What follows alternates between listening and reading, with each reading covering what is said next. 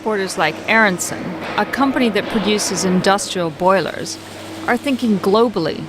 In the past, Turkey geared its exports to European countries hungry for quality yet inexpensive goods that could be delivered quickly.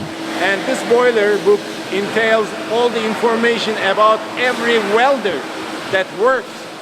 Aronson CEO Ali Eren says roughly 55% of Turkey's export market is Europe.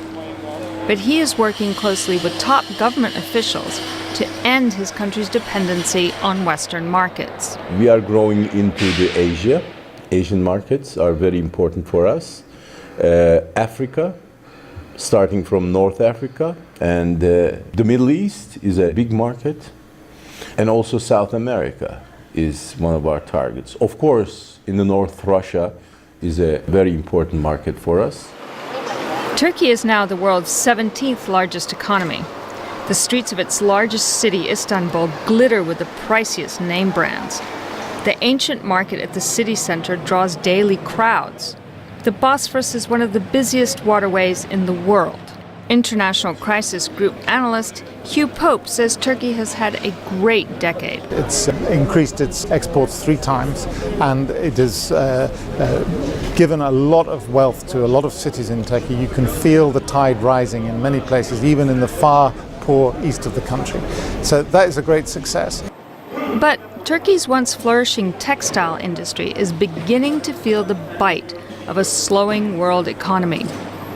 So far, the country has managed to avoid the main blows of the world financial crisis. But some industrialists worry the country is headed for tougher times. T-shirt factory owner Turan Comert is worried about rising prices and competition from Asia. Gittikçe benim pazarım daralıyor. Çünkü neden daralıyor? Salaries are getting higher every day.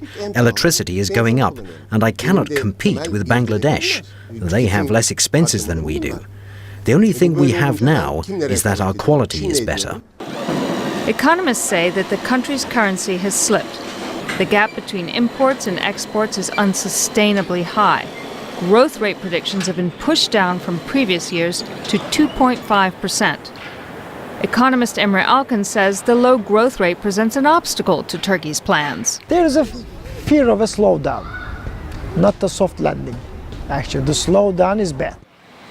Turkey's economic future, he says, will depend on how successfully it builds on its traditional exports towards more high-tech, value-added industries such as hybrid cars, software, and aerospace. Until then, Turkey will have to bet on the entrepreneurship of businessmen like Eren. Sharon Bain, VOA News, Istanbul.